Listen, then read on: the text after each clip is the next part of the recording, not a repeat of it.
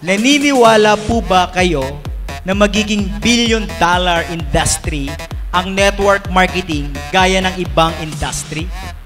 Well, this is a very good question because to a lot of people, let me again reiterate and tell you, ang networking sa panahon ngayon is already a billion-dollar industry. The latest survey that I had, this was about 4 years ago, 2010. Ang networking is about $350 billion industry already. So, I think the better question here should be, naniniwala po ba kayo na magiging trillion-dollar industry ang So, network malito, marketing? malito. Oo, nalito kasi at the rate that we are going right now, networking in the whole world is already a billion-dollar industry. Already. In the Philippines, it's the same because hindi lang naman AIM Global ang networking company. There are a lot of multinational companies as well. Yes. Giant sa industriya na ang benta billion-billion. Sa Pilipinas, it's already a multi-billion peso industry. And there was a lot of prediction in the past, especially bago magkaroon ng economic change or economic challenge ng Amerika, being the economic, siya po yung tinatawag na superpower, the only superpower in terms of economy and military speaking, Amerika na lang ang nagganon.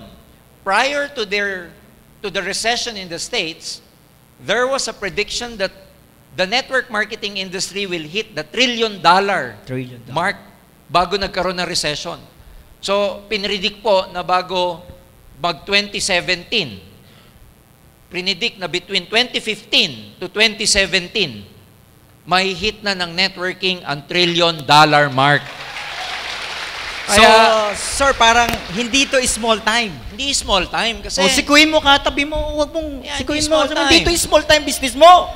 Yeah. Diba? And if ipag-aaralan ng maraming tao, Roy, ang statistics sa Amerika, kaya natin model ang Amerika because America being an economic superpower, maganda yung economy nila, very robust kung tawagin. Alam nyo, karamihan ng self-made millionaire sa Amerika ngayon, galing sa industriya ng network marketing. Ito yung mga future self-made millionaire. Wala rin pupunta. Itong mga taong to, ito rin ang magiging self-made millionaire sa Pilipinas one day. Tama eh. Galing. So malito, dapat trillion. Trillion. The better question should be, magiging trillion-dollar industry. Because we're already more than 300 billion right now, dollars. So in just a matter of time, magiging trillion na to. At I'm sure kasama kayo doon sa pagsabog ng industriyang ito. Ganda ng tanong.